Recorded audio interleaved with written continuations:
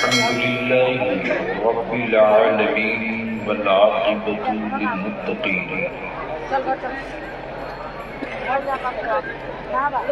वस्सलातु वस्सलामु अला सय्यिदिल मुरसलीन व अला आलिहि व सहबिहि अजमईन अम्मा बाद। अऊज़ु बिल्लाहि मिनश शैतानिर रजीम बिस्मिल्लाहिर रहमानिर रहीम। इन्ना दीना इंदल्लाहिल इस्लाम।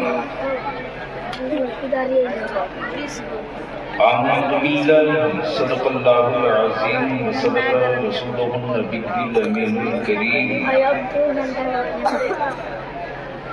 व नहनु अला ज़ालिका लमिनश शाहिदीन वश्शाकिरीन वल्हम्दुलिल्लाहि रब्बिल आलमीन।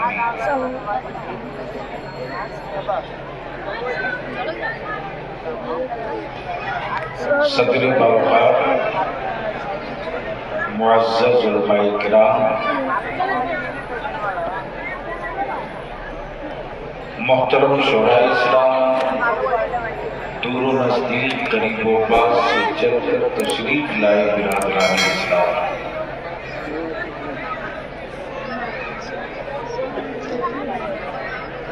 कुछ अर्ज़ करूं उससे पहले जी लगाकर आक़ाए रहमत नूर मुजस्सम सरवर आदम सल्लल्लाहु अलैहि वसल्लम की बारगाह अज़मत पनाह में दुरूद शरीफ का नजराना पेश करें। अल्लाहुम्मा सल्लि अला सय्यिदिना मौलाना मुहम्मदिन बारिक वसल्लिम सल्लल्लाहु अलैहि सलातन व सलाम अलैका या हबीबल्लाह। ये माइक को श्री बेस बढ़ाओ इको हटाओ। माँ बहन लोग अगर सुनना है तो सुनो, वरना घर चली जाओ, हल्ला मत करो।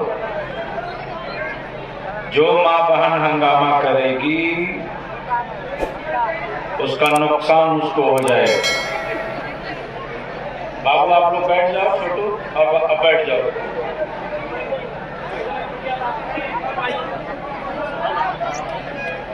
आप लोग खड़ा मत होइए, बैठ जाइए। फाज़िल गिरामी मुहिब्बे मुकर्रम हज़रत अल्लामा मौलाना रफ़ीक आलम साहब का हुक्म हुआ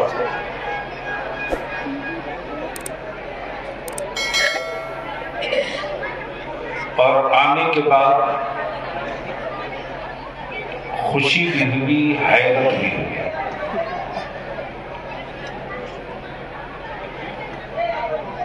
खुशी इस बात की हुई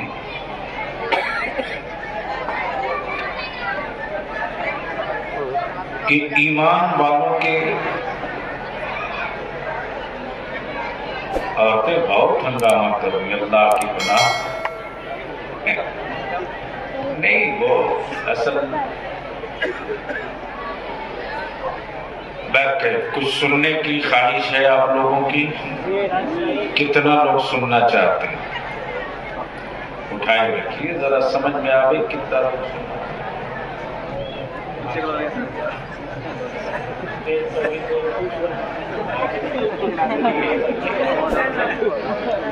तो उठे सुनने का मूड अगर है तो थोड़ी तकरीब में आपको भी शरीक होना पड़ेगा।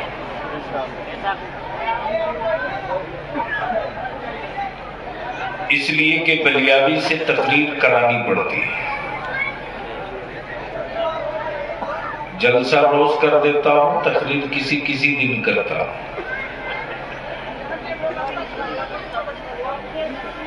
खुशी इस बात की हुई कि ईमान वालों के ज़कात के सिक्कों ने, फितरे की रकम ने, आपसी इत्तेहाद ने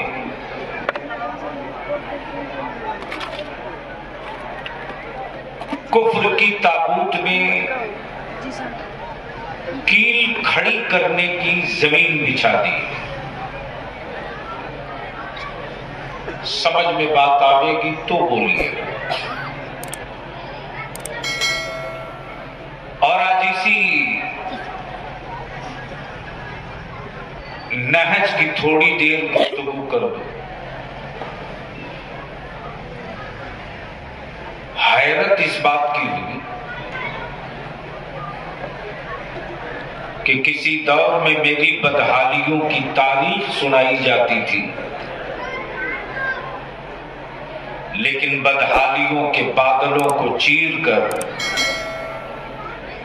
ईमान वालों ने अकीदे का चिराग जला ही लिया है। सुभान अल्लाह, सुभान अल्लाह। इसलिए मैं अपने मोहतरम असातिज़ा का हजरत अल्लामा मौलाना शहादत हुसैन साहब का, फाजिल गिरामी हजरत अल्लामा अमीर खान साहब, समी अख्तर साहब का, और काफी अरसे के बाद हजरत अल्लामा अबुल हसन साहब की हाज़िर मुअज़्ज़ज़ उलमाए कराम की एक जमात है। और इससे ज्यादा बलियाबी के लिए जो रॉ मटेरियल चाहिए वो नौजवानों की शक्ल में मौजूद है। शायरी इस्लाम जनाबे अरशद इकबाल से आपने नातुमनक़बत समाअत की, और जमाते अहले सुन्नत का निहायत ही संजीदा नाख़्वां बुलबुले बाग़े मदीना जनाबे कारी अब्दुल वकील साहब से नाते मुस्तफ़ा सुनी। नाज़िम इजलास फाज़िल गिरामी हज़रत अल्लामा मौलाना एजाज अहमद रज़वी ने आपको कई तरह से तैयार किया कि आपके ज़हन में कोई बात, कुछ गुफ्तगू उतार दी।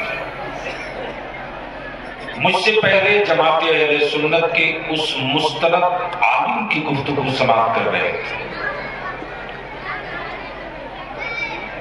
जिसने अपनी जिंदगी में आलिम ही पैदा किया। सुभान अल्लाह, सुभान अल्लाह। हजरत अल्लामा मौलाना अशाह वसी अहमद वसी दामो फौज़ुकुम की बड़ी इल्मी बसीरत अफरोज इस्लाही गुफ्तगू समाअत की। अब उलमा इजाजत दें और इन हुफ़ाज़ को देख लीजिए और बलियाबी से सिर्फ एक शेर सुनिए।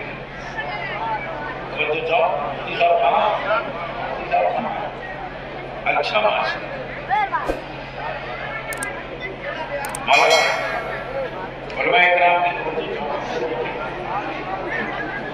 ज़मीन भीगी हुई है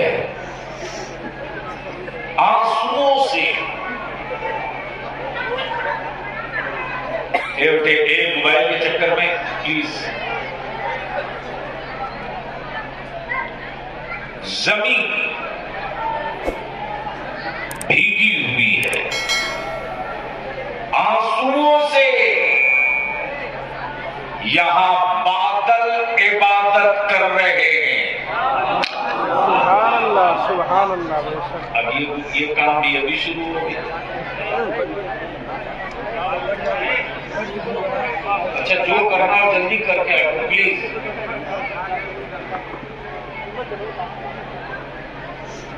एक मोबाइल बैठो ना, आपको पढ़ने आती नहीं, मोबाइल पे डब्बा पड़े मुलाज़ा फरमाया। हुफ़ाज़ को देखिए, अब बलियाबी तो सुनिए। ज़मीन भीगी हुई है आंसुओं से, यहां बादल इबादत कर रहे हैं। फजा में आयतें महक रही है, कहीं बच्चे तिलावत कर रहे हैं। सुभान अल्लाह। बात तुम लोग को समझ नहीं आती।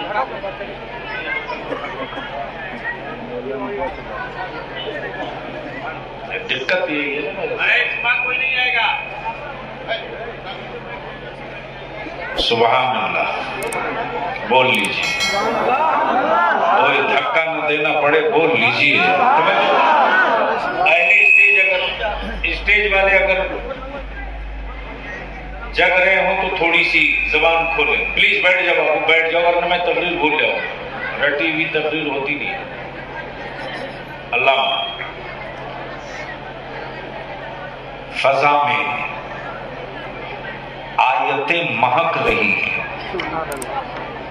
कहीं बच्चे तिलावत कर रहे हैं। एक बात तो तय है,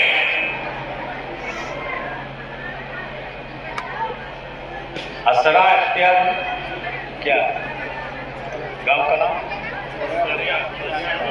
सरिया इख्तियार। सरिया इख्तियार बखरौल, यानी 3 एक साथ इकट्ठा। लेकिन एक बात तय, जो जमीनी नक्शा और मदरसा और ये देखने के बाद लगा कि चाहे सरिया हो कि इख्तियार हो कि बकरा हो, अपने गांव की बिल्डिंगों से पहचाना नहीं जाता होगा, मदरसा गरीब नवाज से पहचान लिया जाता है।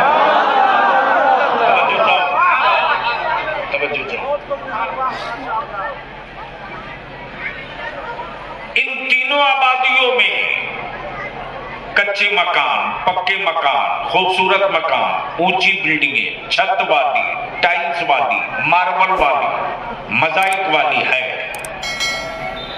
लेकिन किसी मकान की छत से रात को तिलावतों की सदा नहीं है। जब जमाना सो जाए तो कोई अपनी आबादियों में कुरान पढ़ने वाला नहीं मिले। लेकिन तीनों आबादी के लोग छाती चौड़ा करके अपने ज़कात वाली तिजोरी को खोलते रहो।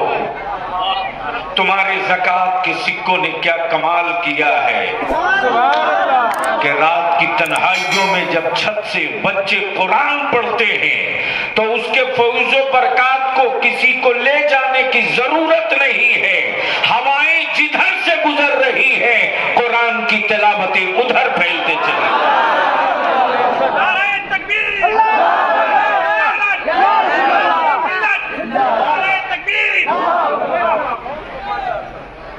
फजा में आयतें महक रही, कहीं बच्चे तिलावत कर रहे हैं। फजा में आयतें महक रही है, कहीं बच्चे तिलावत कर रहे हैं। अब जरा सा आंखें खोलिए और तकरीर का ये हिस्सा देखिए। इस्लाम को आए हुए कितना दिन हुआ? 1400 साल में दिया था।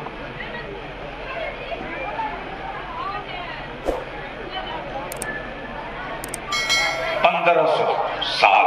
कितना? कुछ बोलना पड़ेगा। कितना? और हिंदुस्तान को आजादी मिले कितना दिन हुए? 75। अब इस 75 साल में इंडिया कितना बदल गया? तवज्जो चाहो, तवज्जो चाहो, तवज्जो चाहो। 75 साल में जमीन के टुकड़ों में तब्दीली हो गई, नदियों ने रुख बदल लिया, जंगल व्यापा में तब्दील हो गए, आबादियां गरकाब हो गई। सिर्फ 75 साल, सिर्फ 75 साल। लेकिन वाह इस्लाम, 1500 साल होने के बाद भी न तेरा फर्ज बदला, न तेरी सुन्नतें बदली, न तेरा वाजिब बदला, न तेरा हराम बदला, न तेरा हलाल बदला। क्यों? क्यों? क्यों? इसलिए कि जमाना बदलने के लिए होता है, और इस्लाम सबको बदलने के लिए आया। अब ज़हन को करीब कीजिएगा। 1500 साल पहले जो मुसाफिर चला था इस्लाम की शक्ल में, अब अहले इल्म की तवज्जो चाहो। स्टेज वाले बोलेंगे तो आप नारा लगा लेना, ये ना बोले तो इन्ना लिल्ला पढ़ लेना। आप तकरीर का ये हिस्सा पहली बात सुनो। 1500 साल पहले एक मुसाफिर चला था जिसका नाम इस्लाम। क्या नाम? इस्लाम। तवज्जो चाहो, बोलना पड़ेगा। मुसाफिर का नाम इस्लाम। चला था कहां से? मक्के से। जब उसका अपना कोई न था, अपना कोई न था, अपना कोई न था। चला कहां से? मक्के से। मक्के से किस शक्ल में? किस शक्ल में? इस्लाम की शक्ल। पहचाना कैसे जाए कि इस्लाम यही है?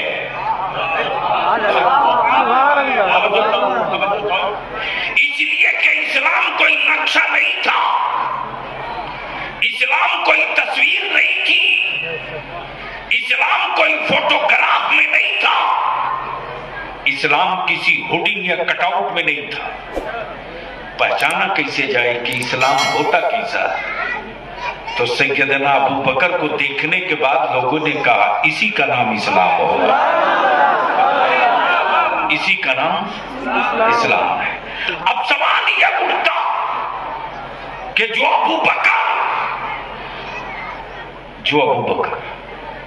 जो फारूक आज़म, जो उस्मान गनी, जो मौला अली, जो हसनैन करीमैन, जो सैयदना इमाम ज़ैनुल आबिदीन, जो सहाबा, जो ताबई, जो तबे ताबई, जो इम्मे मुज्तहिदीन, जो गौस कुतुब, जो ख्वाजा वली, इनको देखने के बाद इस्लाम समझ में आवे आखिर ये लोग कैसे बदल गए। तो सैयदना अबू बकर बोल पड़े, अरे जिस नबी के उंगलियों के इशारों से चांद बदला था, उस नबी को मैंने देख लिया तो मैं भी बदल गया, मैं भी बदल गया, मैं भी अब तवज्जो चाहो।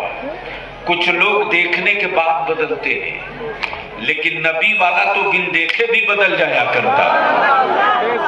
नबी वाला बिन देखे भी बदल जाता है। लेकिन इसकी तरफ बाद में आऊंगा, पहले पूरा मजमा एक बार जोर से बोल दे, लब्बैक या रसूल अल्लाह, लब्बैक या रसूल अल्लाह। चूंकि कुछ जीनियस लोग हैं और ये जान करके हमें बेपनाह खुशी हुई कि मदरसे के साथ स्कूल भी चल रहा है। स्कूल इसलिए अचानक मैंने कहा यू टर्न लो, आज जरूरत इसी की है, मेरी नस्लों को, मेरी कौम को। इसलिए कि बलियाबी जन्नत बांटने वाली तकरीर नहीं करता। मैं जानता हूं कि पहले अपनी ठीक करा लो, अल्लाह के फजल से दूसरे का ठेका लेना। तवज्जो चाहो। उस मुसाफिर इस्लाम को रोकने के लिए दुनिया कुफ्र ने एक रोड मैप तैयार किया। बहुत गौर से सुनेंगे। एक रोड मैप तैयार किया और सर्वे कराया कि आखिर मोहम्मदुर रसूलुल्लाह को मानने वाले की इकोनॉमिक पोजीशन क्या है, गरीब है कि अमीर।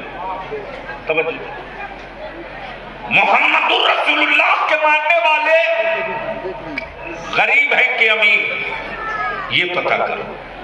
घर वाले हैं कि छप्पर वाले, ये पता करो। खाए हैं कि भूखे हैं, ये पता करो। अच्छा पहनते हैं या मोटिया मार्की, ये पता करो। बुज़दिल है कि दिलेर, ये पता करो। बखील है कि सखी, ये पता करो। हिम्मत वाले हैं कि हिम्मत लेस, ये पता करो। जब पूरी ब्लू प्रिंट आई कुफ्र के सामने, जब पूरी ब्लू प्रिंट आ गई कुफ्र के सामने, तवज्जो चाहो प्लीज प्लीज, मैं भूल जाऊंगा, 1 मिनट लीजिए जी। मैं क्या कह रहा था? जब ब्लू प्रिंट पूरी तैयार हो गई, ये सारी चीजें देख ली, बुज़दिल है कि कायर है, बुज़दिल है कि बहादुर है, अमीर है कि गरीब है, लड़ाकू है कि डरपोक है, भूखा है कि खाए हुआ है, तो जितनी चीजें इंडियन जांच एजेंसियों ने 75 साल के अंदर मेरी तस्वीर बताई दुनिया को, उससे ज्यादा खतरनाक तस्वीर उस वक्त उभर कर आई। मोहम्मद को मानने वाले गरीब भी हैं, मोहम्मद को मानने वाले भूखे भी हैं, मोहम्मद को मानने वाले निहत्थे भी हैं, मोहम्मद के मानने वाले शरीफ भी हैं, मोहम्मद को मानने वाले सखी भी हैं, मोहम्मद को मानने वाले दौलतमंद भी नहीं। जब ये मैप आ गया, तब यहूदियत ने, तब क्रिश्चियनिटीज ने, तब नसरानियत ने कहा रोड मैप तैयार करो दूसरा, इसलिए कि हम इनकी गरीबी का फायदा लें, हम इनकी गरीबी का फायदा उठा लें, हम इनकी मजबूरियों का फायदा उठा लें और इनको दौलत देकर। प्लीज क्यों ऐसा करते बेटे, बैठ जाओ, ऐसा नहीं करो भाई।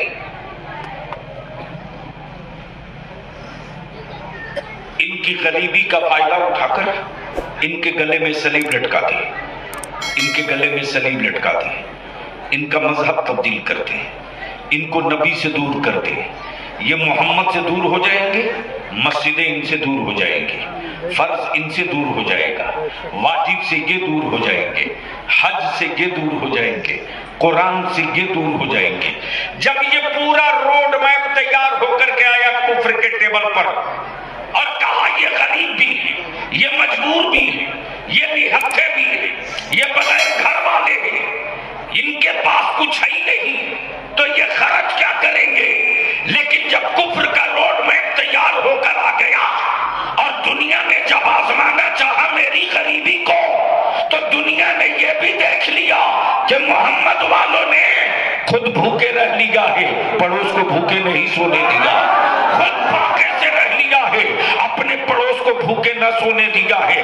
और इनकी दिलेरी और बहादुरी का आलम ये है कि बाप ने बेटे की लाश उठाई है, बाजू कटा है, लेकिन आंखों में आंसू नहीं है, पानी बंद है, लेकिन हुकूमत के सामने सिलेंडर भी नहीं।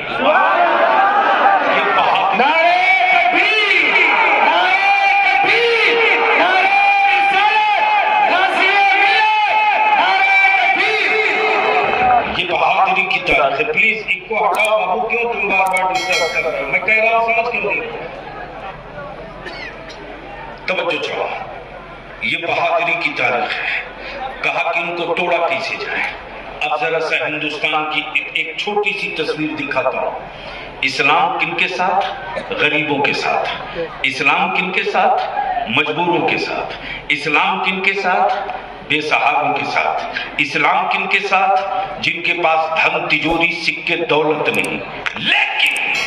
लेकिन दुनिया में उससे बड़ा कोई मालदार हो ही नहीं सकता जिसके साथ मोहम्मदुर रसूलुल्लाह, जिसके साथ मोहम्मदुर रसूलुल्लाह, उससे बड़ा कोई मालदार नहीं, कोई मालदार नहीं। इसलिए कि ये जो कुछ बना है उन्हीं की वजह से बना है। अब ज़हन को हाजिर कीजिए, कुछ दिन बीते, 100 साल, 150 साल, 200 साल, 250 साल, 300 साल, 400 साल, ये बार बार सर्वे होते रहा पूरी दुनिया का, चाहे अरब हो कि फलस्तीन हो कि कुस्तुनतुनिया हो कि टर्की हो कि मिस्र हो कि सऊदी अरब यूनाइटेड हो कि बुज़हबी हो कि कोयत हो कि मिस्र हो कि सीरिया हो कि सूडान हो कि साउथ अफ्रीका हो, पूरी दुनिया का ये सर्वे होते रहा। अब इसके बाद हुकूमतों ने अपनी तिजोरियों के दरवाजे खोल दिए। पैसे चाहिए ले लो, दौलत चाहिए ले लो, डॉलर चाहिए ले लो, पाउंड चाहिए ले लो, रियाल चाहिए ले लो, लेकिन नबी से दूर करो, रसूल से दूर करो, कुरान से दूर करो, फ्री एजुकेशन देना पड़े दे दो, फ्री दवा देना पड़े दे दो, फ्री मकान देना पड़े दे दो, फ्री रोटी देनी पड़े दे दो, लेकिन उनको नबी से अलग करो। अब जरा आंखें खोल लीजिएगा, ये तहरीक इंडिया में आई तकरीबन 1000 साल पहले। कितना दिन पहले? 1000 साल पहले। जब 1000 साल पहले ये तहरीक आ गई, 1000 साल पहले, तो अब पूरी ताकत लग गई, पूरी कुव्वत लग गई, पूरी ताकत लग गई, पूरी कुव्वत लग गई। लेकिन अब यहां मैं अर्ज करते चलूं कि इस्लाम की वकालत वाला, इस्लाम की वकालत वाला, इस्लाम का प्रचार करने वाला, नबी के इश्क के जुनून में मस्त रहने वाला भारत में हुक्मरान नहीं था, भारत में शहंशाह नहीं था, भारत में बादशाह नहीं था, लेकिन नबी कौनैन के इश्क में जुनून की हद तक जिद पर रहने वाला अताई रसूल ख्वाजा मोइनुद्दीन जरूर आ चुका। तवज्जो चाहो, अब ज़हन को थोड़ा करीब कर लेना। मेरे करीब नवाज को गुजरे हुए तकरीबन 800 साल, तकरीबन 800 साल। अब 800 साल और निकाल लो। अब अमेरिका का व्हाइट पेपर जारी हुआ, पैसे दे दो, पैसे दे दो, दौलत दे दो, एजुकेशन दे दो, लिटरेचर दे दो, साधन दे दो, हेल्थ दे दो, सब दे दो, लेकिन इस्लाम से दूर कर दो। अब ज़हन को करीब कीजिएगा, ज़हन को करीब कीजिए और नक्शा देखिए।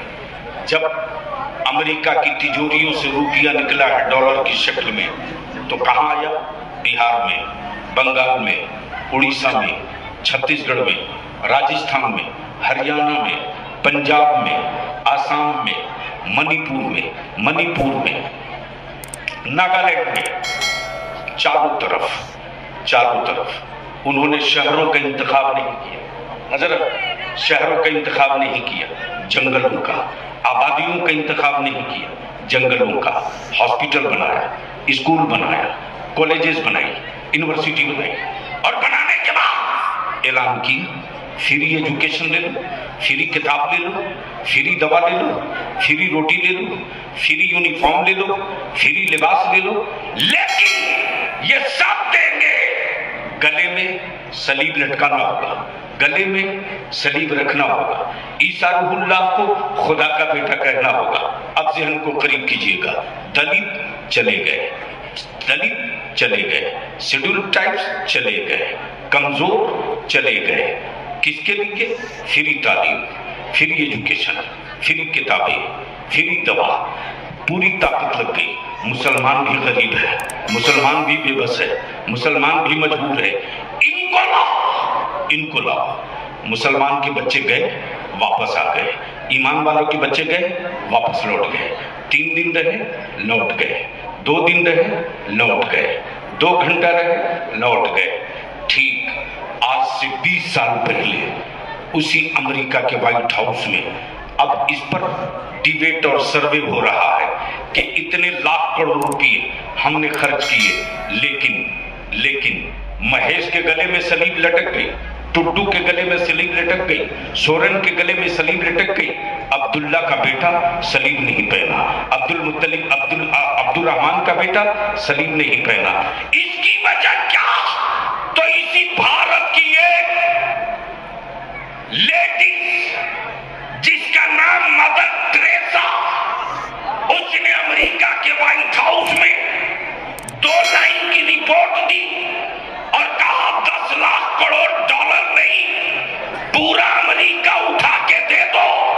तो भारत में जब तक मदरसे बाकी रहेंगे, जब तक मदरसों का वजूद रहेगा, मुसलमानों के बेटों को क्रिश्चियन नहीं बनाया जा सकता, उनकी औलादों को क्रिश्चियन नहीं बनाया जा सकता। इसलिए कि मस्जिद का मौलवी, मदरसे का मौलवी, मदरसे का मौलवी, मकतब का मौलवी, मस्जिद का इमाम अपनी कौम के बच्चों को होश आने से पहले बता देता है कि मेरा खुदा वो है जो खाता नहीं खिलाता है, पैदा होता नहीं पैदा फरमाता है, सोता नहीं सुलाता है, मेरा खुदा मरता नहीं मौत देता है। इसलिए उनकी औलादों को दौलत से आप नहीं तोड़ सकते। सुभान अल्लाह। अब तारीख पलटने लगे लोग कि आखिर इस कौम की तारीख पिछली क्या है, पिछली क्या है। तो जैसे ही तारीख पलटी गई तो ये तारीख सामने आ गई, ये तारीख सामने आ गई कि तुम अपने लश्करों को कह दो खंजर रख दे, तलवार रख दे, हथियार रख दे, इसलिए कि मोहम्मद के गुलामों को इन चीजों से नहीं डरा सकते हो, नहीं डरा सकते हो।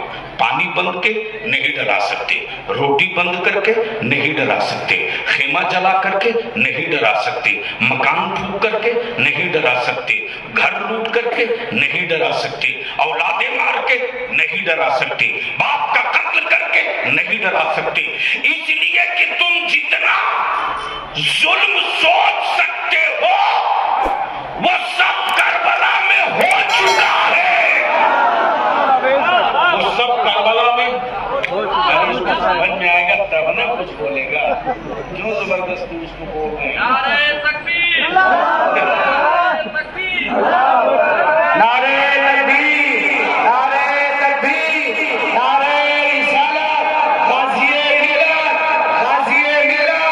नारे तकबीर, नारे रिसालत। ये सब हो चुका है, ये सब हो चुका है।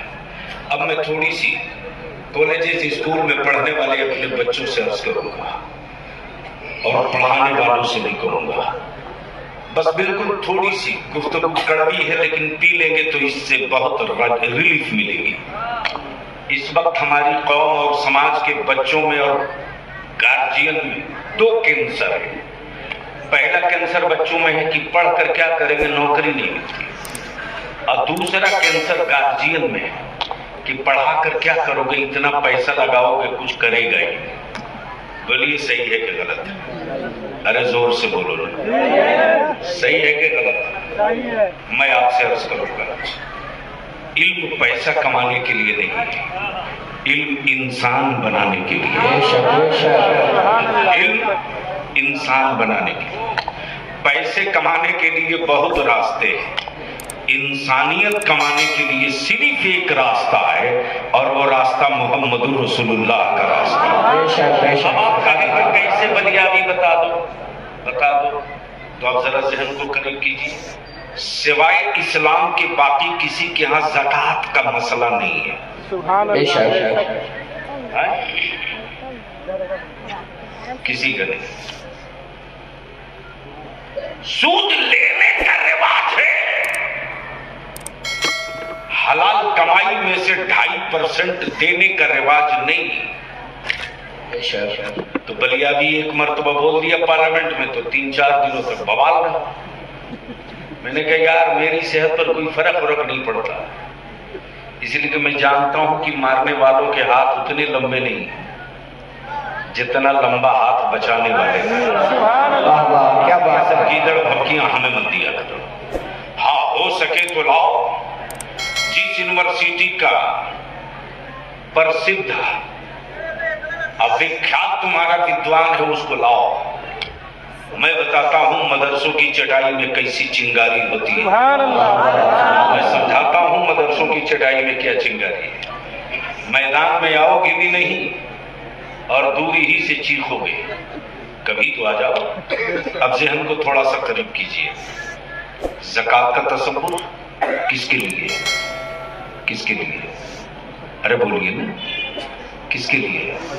गरीबों के लिए। किसके लिए है? गरीबों के लिए। गोया इस्लाम मजहब के साथ साथ वेलफेयर भी है। वाह वाह क्या बात है। और वो मजहब हो ही नहीं सकता जहां वेलफेयर का कोई कंसेप्ट या तसव्वुर न हो। वो राजा रानी की कहानी की किताब तो हो सकती है, हक और सदाकत की तारीख नहीं हो सकती। तवज्जो चाहो, जब अमेरिका के व्हाइट हाउस में ये बता दिया, तब हुआ कि इन मदरसों में कैसे बारूद छिड़क दिया जाए। तो हुआ कि एक रास्ता है कि शुरू करो कि ये टेररिज्म के अड्डे, ये टेररिज्म के अड्डे बिहार में तो किसी की चलती नहीं है। बिहार में है पागल बहुत, लेकिन हम तो उस ग्रुप के बाजू हैं जहां अजदहे के मुंह से जहर निकाल के जेब में रखा जाता है और दे दिया जाता है बच्चों को, लोग खेलते रहो, काटेगा भी तो कुछ होना जाना नहीं। मुंह तो मारता है बेचारा रोज, लेकिन देखता है अरे कहीं जहर का असर ही नहीं, पहले निकाल चुके। और उसकी एक छोटी झलक आज दिन में विधानसभा में दिख गई। मैं पूछता हूं, दुनिया को रास्ता बताने वाली कौन? कब तक जमाने को हराने के लिए जियोगे? कब तक? कब तक सबकी फिक्र तुम करोगे? 75 साल हो गए, तेरी फिक्र कोई नहीं करता। अगर शेयर ही और हिस्सा मिल गया होता ना, तो जनाबे मोहतरम अब्दुल गफूर चचा कम से कम 5 साल तो चीफ मिनिस्टर रही दिए। लेकिन हमारे मदरसे के बच्चों को तो छोड़ दीजिए, मुस्लिम कौम के बच्चों को पता नहीं कि हमारी तारीख क्या है। इसलिए कि हमने जमाने की जयंती मनाई है, अपने बुजुर्गों की शहादत दिवस नहीं मनाई है। पता कैसे चले? जो दारू पी के ट्रक से गिर जाए तो उसके नाम से शहीद चौक हो जाए।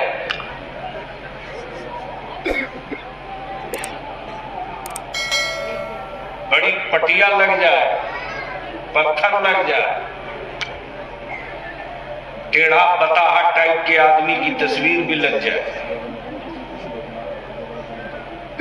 लेकिन अंग्रेजों के पंजे तोड़ करके जिसने मुल्क को आजादी का सिंदूर लगा दिया, आज उस कम्युनिटी के बच्चों को अपने बाप दादा की तारीख नहीं पता है।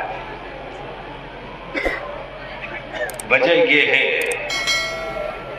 कि जब कुर्बानी और लहू की तारीख नहीं मालूम होगी तो डेमोरलाइज होकर जियोगे, और बाप दादा की लगाई हुई कमाई की तारीख पता मालूम रहेगी तो सर झुका के नहीं, सर उठा के जियोगे। पूरी दुनिया में बेचैनी की आखिर ये मदरसे। अल्लामा रफीक साहब भयंकर बोल। जब मैंने कहा मेरे मदरसों पर उंगली उठाने वालों आओ ना, सरकारी तिजोरियों की ज़कात से हमारे नबी के मेहमान नहीं पलते, आओ। हिंदुस्तान में उसी वक्त मैंने कहा था पार्लियामेंट के राज्यसभा में कि उठाइए, मत हमको आजमाने की कोशिश कीजिए और हमें आंखें दिखाने की भी गलती मत कीजिए। इसलिए कि जमाने की आंखों में आंखें डालकर ईमान वालों ने वो तारीख लिखी है कि नन्हे अली असगर ने शोरमाओं की आंखों में आंख डाली थी, तो दमिश्क से लेकर करबला तक की वादी में जलजले बपा थे कि हुसैन के घरानों के बच्चों का जब ये हौसला है तो हुसैन के मानने वालों के बड़ों का हौसला क्या?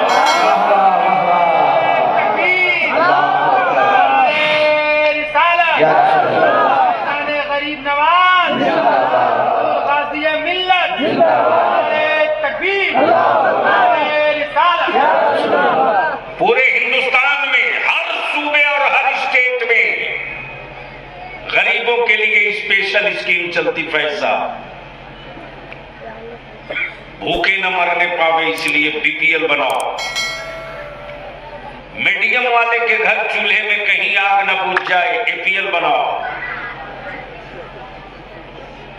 बावजूद उसके हिंदुस्तान के हर शहर में साल में 2-4 खबरें छपती हैं कि फला जिला के फला स्टेट के फला जिला के फला ब्लॉक के फला पंचायत में फला आदमी भूख से मर गया। तब आपका खादिम बलियावी बोला था प्रधानमंत्री को, आंखें फटी की फटी रह गई थी जब मैंने कहा था कि माफ कीजिएगा, इतनी स्कीमें चलाने के बाद भी भूख से मरने वालों की खबरें अखबार में छपती है, लेकिन आज तक कोई माई का लाल अखबार ये खबर नहीं छाप सका कि मदरसे का बच्चा भी कभी भूख से मर गया हो। आज भी मेरी माँओं की गैरत जिंदा है, आज भी मेरी बेटियों की गैरत जिंदा है। अगर मदरसा इस्लामिया गरीब नवाज में राशन न हो, सिर्फ मस्जिदों से ऐलान हो जाए रसूलुल्लाह के मेहमानों के खाने का गल्ला नहीं है, रसूलुल्लाह के मेहमानों के लिए चावल नहीं है, तो आज भी सैयदा फातिमा की कनीज़ें अपने पेटों की रोटियां कम कर देती हैं, अपनी औलादों का चावल कम कर देती है और पहले नबी के मेहमानों को पाल लिया करती है।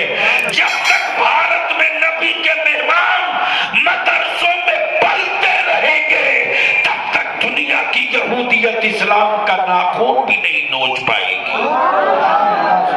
इसीलिए जमाना खौफजदा है, लेकिन टाइम टू टाइम हमको भी इस पर जमाने के एतबार से रंग भरने की जरूरत है। और आज भी पनाह मसरत है कि मदरसे के साथ साथ स्कूल का भी, बलियावी की जिंदगी का यही मिशन है। मिशन मैं तो साफ कहता हूं कि बंदगी की तकरीरें उलमा से सुन लेना, जिंदगी की गुफ्तगू बलियावी से सुनो, इसलिए कि अच्छी बंदगी के लिए अच्छी जिंदगी का होना जरूरी है। ज़कात उसी वक्त तुम पर वाजिब होगी जब आप साहिब निसाब होगे, हज उसी वक्त आप पर फर्ज होगा जब साहिब इस्तिताअत होगे, जब आपकी जेब मजबूत होगी तभी मस्जिदों के मीनारे लंबे होंगे। इसलिए मेरे अजीज, दुनिया जिस रफ्तार में चल रही है उस रफ्तार को रोकने के लिए अपनी रफ्तार बढ़ानी होगी, और उस रफ्तार को बढ़ाने के लिए आपको नक्शा बनाना होगा। सिर्फ लफ्जों से बिल्डिंगें नहीं बनती हैं, जुमलों से ताजमहल नहीं बनता, अल्फाजों से हवेलियां नहीं बनती हैं। हवेलियों का पहले नक्शा जमीन पर बनता है, ताजमहल का पहले नक्शा जमीन पर बनता है। नक्शे के हिसाब से मटेरियल इकट्ठा किया जाता है, उस मटेरियल में ईंट भी है, सीमेंट भी है, गिट्टी भी है, छड़ भी है, पत्थर भी है, मिट्टी भी है, तब कोई खूबसूरत इमारत की तामीर होती है।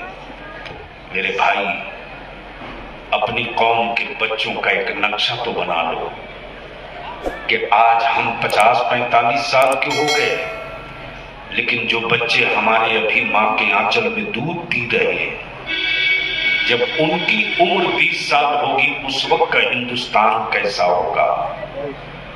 उस वक्त के नक्शे के हिसाब से आज आपको नक्शा बनाना पड़ेगा, और जब आज नक्शा बनाकर तामीर शुरू करोगे तो उस वक्त के बुरे दिनों के लिए वो किला आपके पास मौजूद होगा। बस एक आखिरी बात है, हमारे बच्चों के दिमाग में एक भूत बैठा हुआ है कि पढ़कर क्या करेंगे। मैं कहता हूँ, अरे बेवकूफ, आप तो उस कौम की औलाद हो और उस इस्लाम की मानने वाले हो जिसके लिए कुरान ने जमानत दिया है कि कामयाब तुम ही हो,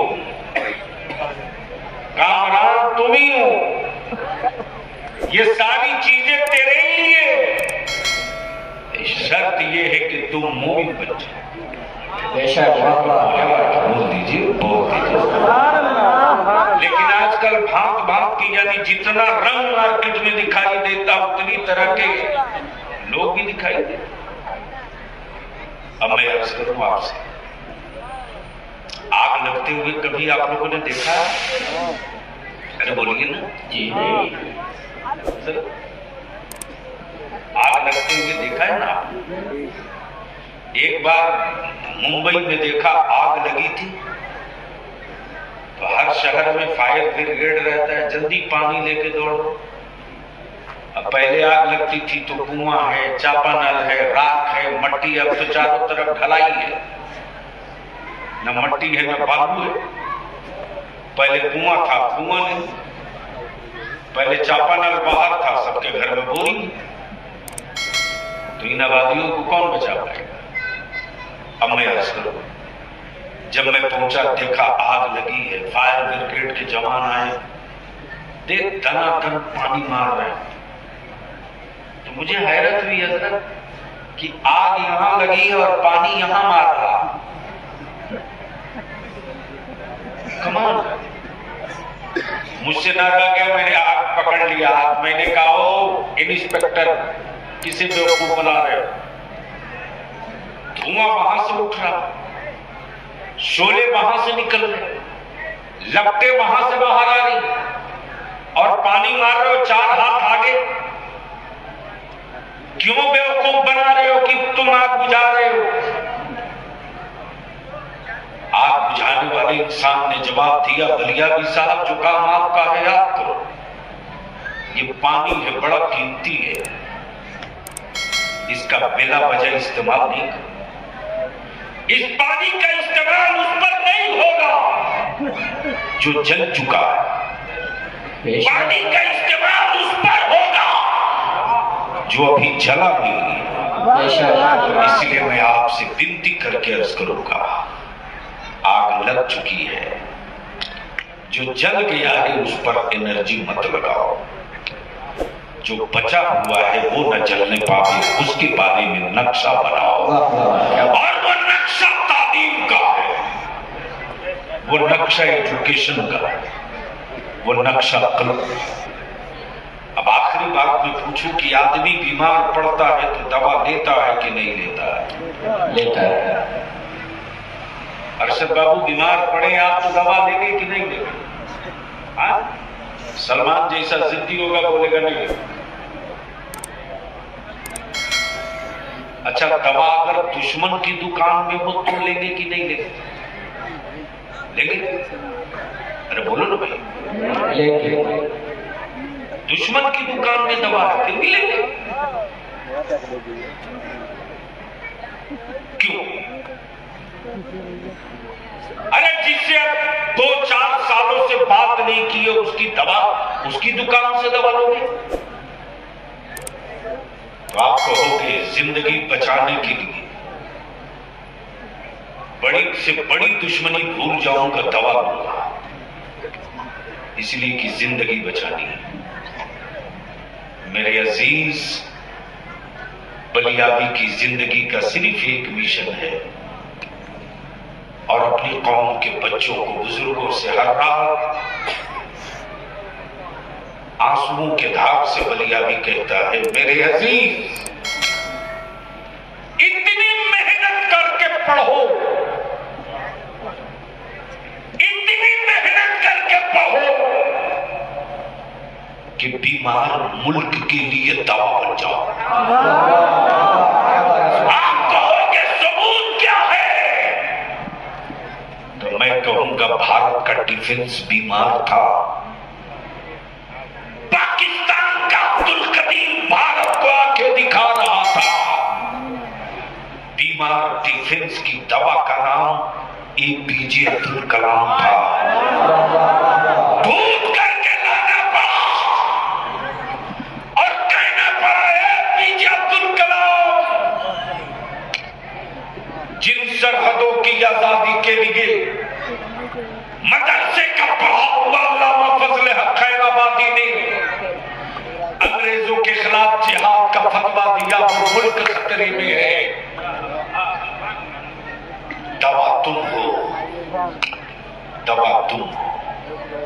मेरे अजीज, साइंस में जाओ तो बीमार साइंस की दवा बनो, डिफेंस में जाओ तो बीमार डिफेंस की दवा बनो, सियासत में जाओ तो आवारा सियासत को कंट्रोल करने की दवा बनो, और पार्लियामेंट और असेंबली में जाओ तो अपनी नस्लों के बीमार नस्लों की सेहत की दवा बन जाओ। उस पर कोई कंप्रोमाइज मत करना है। उसी मदरसे का पढ़ा हुआ रईसुल कलम कायदे सुन्नत अरशदुल कादरी का पावा हुजूर ताजुल शरीया की दुआओं की छतरी में जीने वाला एक किसान का बेटा रोज यही काम कर रहा। हम आपसे विनती करेंगे, इस मोबाइल के डब्बे ने मेरे घर की आबरू लूट ली। आज तक हम बिरयानी का मजा समझ पाए, न इसके नबी का मजा समझ पाए, न इस्लाम का मजा समझ पाए, न हालात का मजा समझ पाए, न सत्ता का मजा समझ पाए। जमीन बेचकर बिरयानी खाने वाली कौमों की औलादों की उम्रें लंबी नहीं होती है, नहीं होती। जमीन बेचवा करके किसी गरीब बेटी के बाप की हाय बटोर कर जहेज में 5 लाख रुपया और बाइक लेने वालों की याद रखना, औलादें रोशन मुस्तकबिल का ख्वाब नहीं देख सकती। इसलिए मेरा कहना है, निकाह को सस्ता करो, निकाह को सस्ता करो, और इतना सस्ता कर दो कि गुनाह महंगा हो जाए। सुभान अल्लाह। निकाह सस्ता कर दो, गुनाह महंगा हो जाए। और जिस दिन ये काम कर दोगे उस दिन बेटियां बोझ नहीं बनेगी। बेटियों की पैदाइश के बाद जश्न मनेगा, जश्न मनेगा। लेकिन आवारा माहौल ने, बेटा बेचने की चलन ने, औलादों की आवाज़ी ने, चले जाओ मुसलमानों के गांव मोहल्लों में देख लो क्या तमाशा है साहब। लामा रफीक साहब बिहार के कोने कोने से भोर में अक्सर पटना पहुंचता। 3 साल पहले का वाकया, लौट रहा था जंदाहा की तरफ से। हाजीपुर जैसे ही इन कर रहा हूं, देख रहा हूं कि बच्चे दौड़ रहे हैं, सैकड़ों की तादाद में तो दौड़ रहे हैं। बलियाबी की गाड़ी का नंबर पहचानते बच्चे, मुसलमानों के बच्चे नहीं थे, बिरादराने वतन के बच्चे थे। नंबर देख के बच्चों ने हाथ दिया। मैंने कहा क्या बात हुआ? बच्चे सब पसीने में शराब हो गए। वो बच्चे कह रहे हैं अंकल, बलियाबी अंकल है। मैंने कहा जी बाबू बताओ। अंकल, बिहार पुलिस की वैकेंसी जो आ रही है कैंसिल नहीं ना होगी? एक तरफ हमारे बरादराने वतन के बच्चों की चलन और उनकी जिंदगी शैली देख लो, और दूसरी तरफ आप अपनी आबादी के बच्चों की जीवन शैली देख लो। रात को 2 बजे तक मोबाइल के डब्बों में उलझे और सुबह 9 बजे तक सोए। और वो कौन जाए कि पीर साहब बरकत की ताबीज दे दो। अरे ताबीज तो छोड़ो ना, गर्दन में बांध कर कुरान घूमते रहो, बांध कर घूमते रहो। जो कौम अपनी नस्लों के लिए कोई नक्शा न बना सके, उस कौम की जिंदगी का लंबा मुस्तकबिल नहीं होता। इसलिए मेरे अजीज, हम अपने जवानों से कहेंगे और मदरसे के मुंतज़िम और तीनों गांव के जिम्मेदारान से कहेंगे कि कोई एक मॉडल तो आप दे दो, कोई एक मॉडल दे दो। सीवान और गोपालगंज की कल वाली गरीबी नहीं है, मुझे खूब पता है, बचपना बीता है इसी सीवान में। मेरे भाई, पहले 1 बिगहा में 3 बोझ गेहूं होता था तो लोग बड़ा खुश होते थे। क्या 1 बीघा में 3 करोड़, तो लोग बहुत खुश होते हैं। बहुत जमाने के बाद मुझको बचपने में देखा था इन्होंने छपरा जलालपुर में, जब मैं अल्लामा राशिदुल कादरी मामू के साथ आया, उस दौर में इन्होंने हमको देखा, पहचान लिया। जिस कौम के बच्चे रात को 12 बजे 2 बजे तक मोबाइल के डब्बे में उलझे हों, अल्लाह की पनाह, बचा सकते हो तो बचा दो। अल्लाह तबारक व तआला आपकी उम्र में, आपकी दौलत में, आपकी ईमान में बरकतें अता फरमाए। आखिर दावाना अनिल हम्दुलिल्लाहि रब्बिल आलमीन। खुदा हाफिज। अस्सलाम वालेकुम। तशरीफ रखें। खड़े हो जाएं। सलात